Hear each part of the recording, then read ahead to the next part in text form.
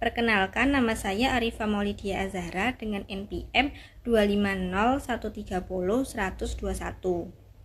Perkenalkan, nama saya Ebrilian Angelin Lauret, NPM saya 25030100033. Perkenalkan, nama saya Siti Deani Hanifa dengan NPM 250130100039. Perkenalkan, nama saya Vina Mazia Fikri dengan NPM 25013010070. Perkenalkan, nama saya Anissa Hidayatullah dengan NPM 250130101072. Perkenalkan, saya Imratus Soleha, NPM 25013010106.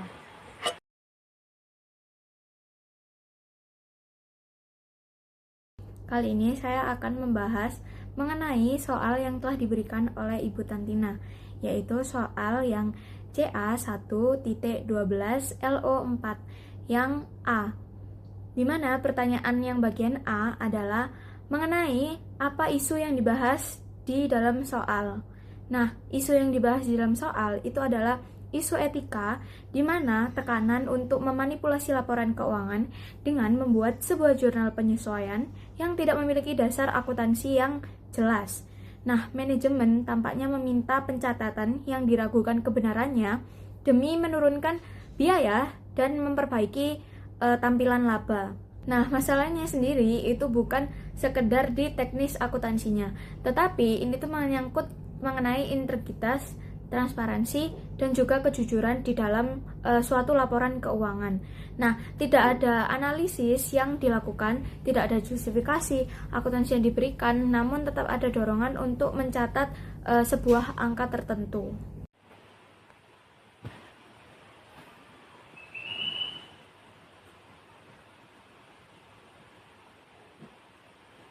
Baik, saya akan menjawab poin B soal CA 1.12, di mana soalnya itu adalah is Trainerman acting improperly or immorally, yang berarti apakah Trainerman bertindak tidak pantas atau tidak bermoral.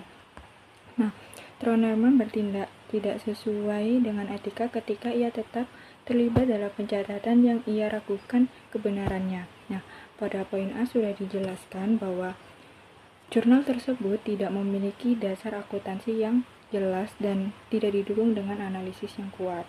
Nah, sebagai akuntan, Troy itu seharusnya menjaga integritas, kejujuran, dan transparansi dalam menyusun laporan keuangan.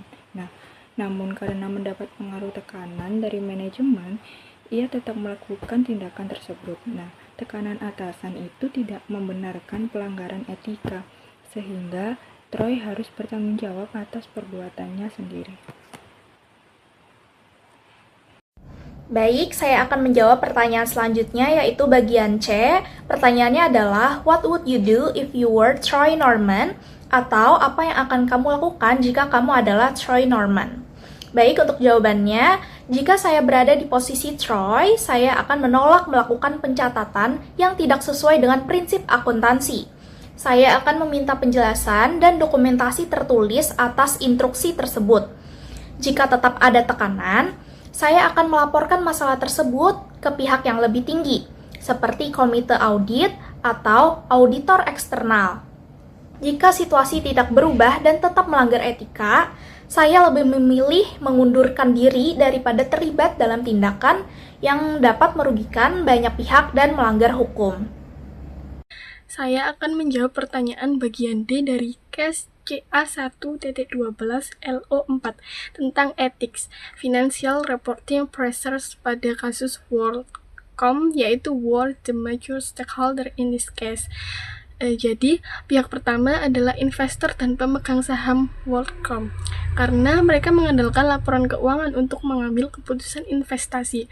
Kemudian karyawan, karena jika terjadi skandal atau kebangkrutan, mereka bisa kehilangan pekerjaan.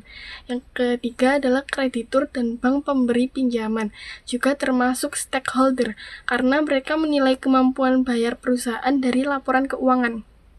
Yang keempat adalah manajemen perusahaan, yaitu Scott Sullivan sebagai CFO and Bernie Papers sebagai CEO juga merupakan pihak utama karena mereka terlibat dalam pengambilan keputusan.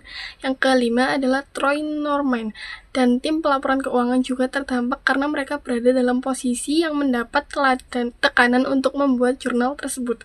Selain itu, auditor eksternal memiliki peran penting karena mereka bertanggung jawab atas kewajaran laporan keuangan.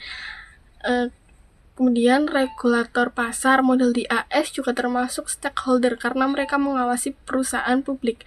Dan terakhir, masyarakat umum karena kasus perusahaan besar dapat mempengaruhi kepercayaan publik dan kondisi ekonomi.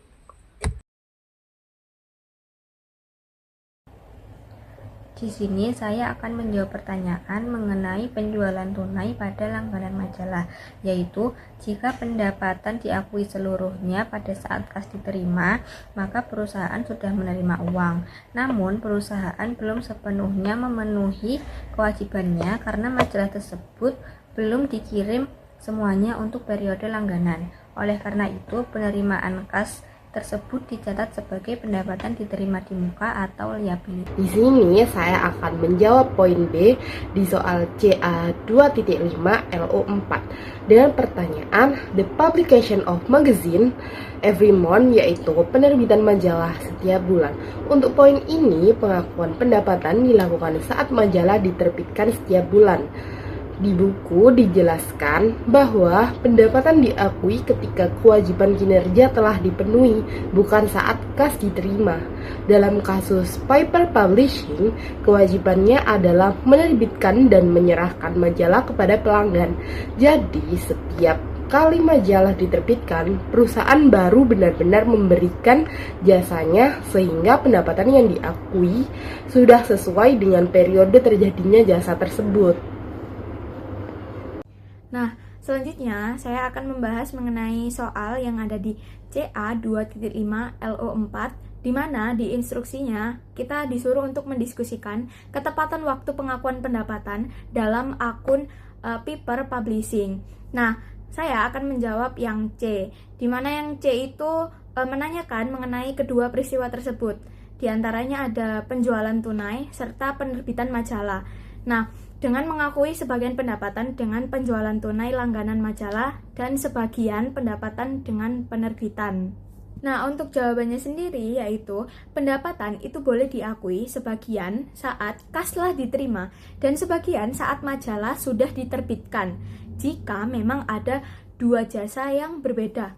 Misalnya, biaya pendaftaran yang langsung selesai saat pembayaran berlangsung.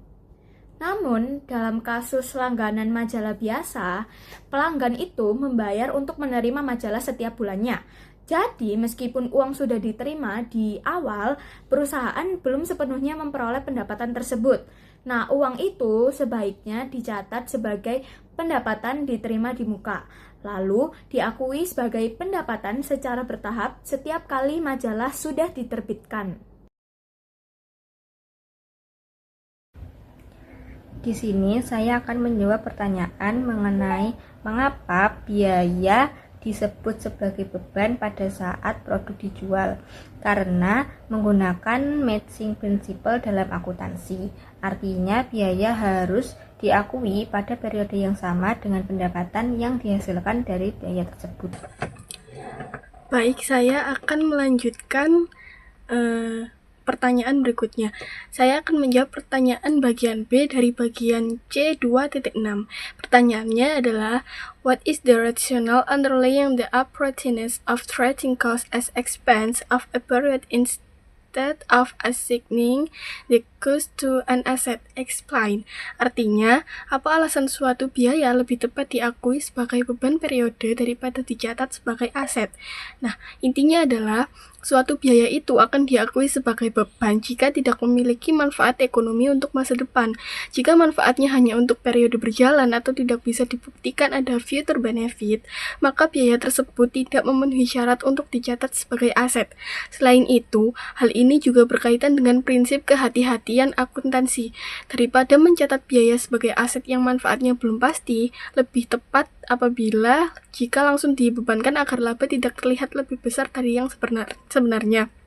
Jadi tujuannya adalah untuk menjaga kewajaran dan keandalan laporan keuangan. Saya akan menjawab soal CA 2.6 pada poin J, di mana soalnya dalam keadaan umum apa saja biaya dianggap sebagai aset dan bukan sebagai beban. Jelaskan. Nah, suatu biaya dikatakan sebagai aset apabila masih memiliki manfaat di masa depan dan belum digunakan untuk menghasilkan pendapatan di masa sekarang atau di periode sekarang. Nah, biaya tersebut dicatat sebagai aset terlebih dahulu dan akan menjadi beban ketika manfaatnya sudah dirasakan. Nah, contohnya itu saat kita membeli mesin. Nah, saat membeli mesin, kita akan mesin tersebut dicatat sebagai aset karena memiliki manfaat di masa depan. Nah, nilainya akan menjadi beban atau menyusut pada setiap tahunnya karena manfaatnya itu digunakan secara bertahap atau digunakan secara sedikit demi sedikit. Baik, saya akan menjawab pertanyaan selanjutnya yaitu bagian D. Pertanyaannya adalah, some expenses are assigned to specific accounting periods on the basis of systematic and rational allocation of asset costs. Explain the underlying rationale for recognizing expenses on the basis of systematic and rational allocation of asset costs. Dan untuk terjemahannya, beberapa beban dialokasikan ke periode akuntansi tertentu berdasarkan alokasi biaya aset yang sistematis dan rasional. Jelaskan alasan mendasar pengakuan beban berdasarkan alokasi biaya aset yang sistematis dan rasional. Dan untuk jawabannya, pengakuan beban melalui alokasi sistematis dan rasional dilakukan ketika suatu aset memberikan manfaat selama beberapa periode. Karena manfaatnya tidak hanya untuk satu periode, maka biaya aset tersebut dialokasikan secara bertahap, misalnya melalui penyusutan atau amortisasi. Alokasi dikatakan sistematis karena dilakukan dengan metode yang teratur dan konsisten, seperti metode garis lurus, saldo menurun, atau metode unit produksi. Sementara itu, rasional berarti pembebanannya didasarkan pada pertimbangan yang logis dan dapat dipertanggungjawabkan, sesuai dengan pola penggunaan atau kontribusi aset terhadap kegiatan operasional perusahaan. Dengan cara ini, beban yang diakui setiap periode mencerminkan bagian manfaat aset yang telah digunakan. Tujuannya agar beban dicatat secara adil dan proporsional sesuai dengan penggunaan atau masa manfaat aset, sehingga laporan laba rugi tiap periode mencerminkan kinerja yang wajar. Baik, selanjutnya saya akan menjawab pada poin E, yaitu mengidentifikasi kondisi di mana suatu biaya dapat diperlakukan sebagai kerugian. Di buku akuntansi menengah edisi IFRS oleh Kiso dijelaskan bahwa kerugian itu muncul ketika suatu biaya sama sekali nggak menghasilkan pendapatan dan manfaat ekonominya sudah nggak ada. Biasanya kerugian ini terjadi karena peristiwa yang tidak direncanakan atau bisa disebut force majeure, misalnya kebakaran atau kerusakan aset, karena tidak ada manfaat yang bisa digunakan lagi dan tidak berhubungan dengan kegiatan normal perusahaan, maka biaya tersebut langsung diakui sebagai kerugian.